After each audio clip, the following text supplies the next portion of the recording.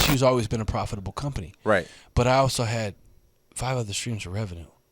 You know, like RTU was a labor Back of to the love. multiple streams. Yeah, you have to. Of course, to. you You have to. absolutely have to. So, because if a pandemic hits and the venues close, like shout out to our Roku channel, like we just launched our own TV network, and this is allowing us to adapt, thrive, and survive through a global pandemic when all the other entertainment companies are dying. They're non-existent, and we're more active than ever. Because we didn't take that and just bend over and die. Like, I ain't never say, Goonies never say die. I'm never going to say die. Right. Like, this is what I do. I'm the most persistent human on the planet. Like, I'm never going to give up. I don't have that in me. It's not a part of my character. Listen, man. I mean, I would say this pandemic has exposed everyone either way. I mean, political, well, either way, it doesn't. the economic, period. the social, the spiritual, like everything. It showed your true colors and who you really were. I almost lost everything in the pandemic. You know, almost everything. My business shut down. I broke up with my wife. She left. Like, it was bad. But when you sit and you find yourself at peace alone and you have to reflect on, okay, the universe set me down and humbled me. Yeah. What am I going to do to survive? Everybody, you adapt and you thrive or you die. Yeah, everybody in this situation has been humbled in some way, shape, or form. And it's really just, and once again, it also shows that perseverance, you know what I'm saying? Because, you know, anybody, is that famous quote with Mike Tyson, everybody can box until they get punched in the face, you know what I'm saying? Everybody can box until they get punched in the face. Everybody a tough guy till you get punched in the mouth. Yeah, so all these rappers want to shoot the fade until I'm like, hey, drop a pin, I'm at the office, I'll be here till about 6-ish. Slide through, we'll hop in the backyard, you know what I'm saying? We'll get it popping, go get something to eat.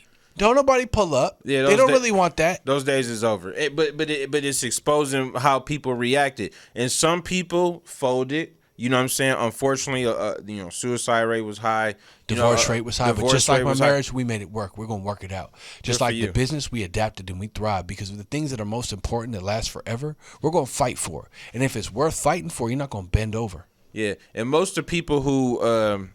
Because we still in the middle of this shit. You know, it's not over. It's not the middle, but it ain't over, man. This might be the way things are, and I've let go of Can you imagine, like, our kids having to be raised in fucking masks? Like, I just can't even envision that shit, bro. I looked at my son. He's 6 years old. He has special needs, and I dead ass apologized to him. I was like, "Listen, little homie, I need to talk to you."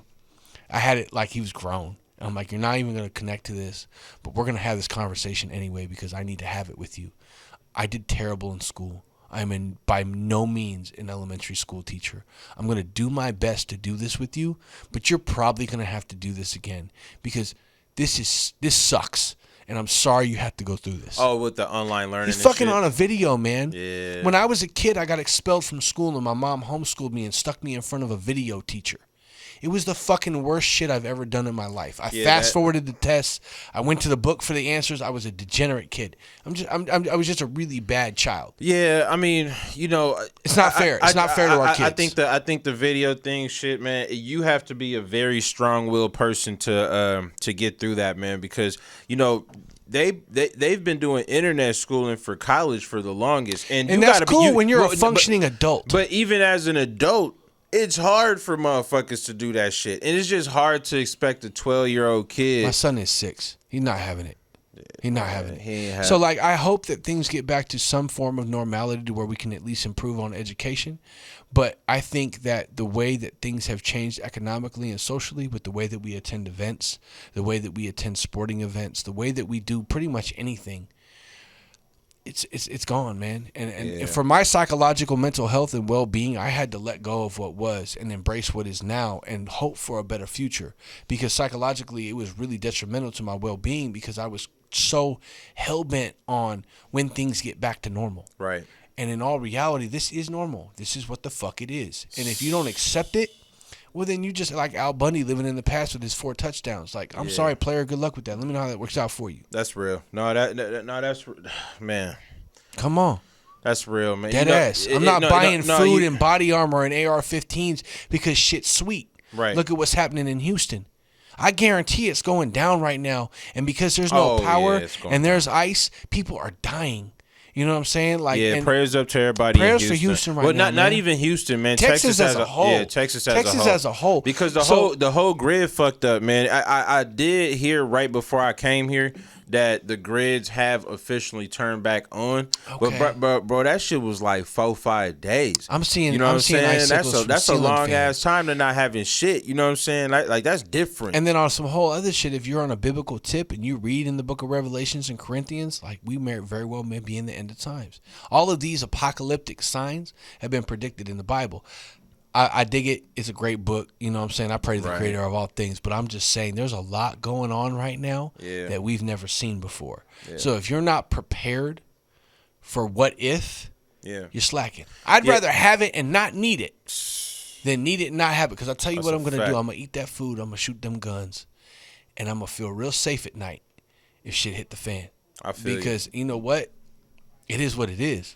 Like, if you're not prepared, it's gonna get ugly. Yeah, and you're right. And you know, protecting yourself, protecting your family, protecting your future, and that's why it is so important that you do adjust. And you know, like we were saying earlier, like, you know, with this pandemic, it's exposing not just the people who folding, but also the people who have shown the grit to actually find a way. Because you have to adapt where there's and a will, thrive. where there's a will, there's a way. You know what I'm saying? Correct. At the end of the day, like there's people who, I mean, last year, the top 1%, they made more money last year than any other time in our history. You know what I'm saying? That's because they knew what they were doing. They knew. No, they got the heads up. They got the heads up. I don't know where I read it. I read somewhere that if you were to take all the money and wealth from the world, and you were to pull it, and you hit reset, and made it and gave everybody a fair start. Oh, we all be on. Within 5 years, things would be exactly the way they are right now.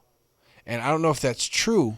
Well, because it's the mindset of the human being. Correct. Somebody's going to capitalize off somebody else. Like, because somebody's going to take that bread. Like, if we all get $1 million, you know what I'm saying? Say, you know, 10 motherfuckers get $1 million. Let's just be honest. One buries it in the ground. One buys a bird. One invests in a fucking McDonald's. You know what I'm saying? They're all going to put their bread where they feel safest. One going to gamble it. One going to smoke straight to the blackjack One tables. going to trick it. You know what I'm saying? Like a couple going to trick it. Actually, more going to trick Majority of people lose their money. Yeah, man. First time I touched big bread, I fucked it off. Second time I touched big bread, I fucked it off. But guess what? I've touched big bread. Yeah. So you touch it once, you touch it twice. To be honest, that's the only way to actually learn how to manage it is to lose it. Making money is easy. Keeping it is the hard part. Listen, man. Fetty Talk is Tuesdays, Wednesdays, and Thursdays live stream. Chill. We talk to y'all about how to save it, man. Financial literacy. Yeah, man. I am like this close to being financially literate. You feel me? I'm almost there, my damn self. Okay.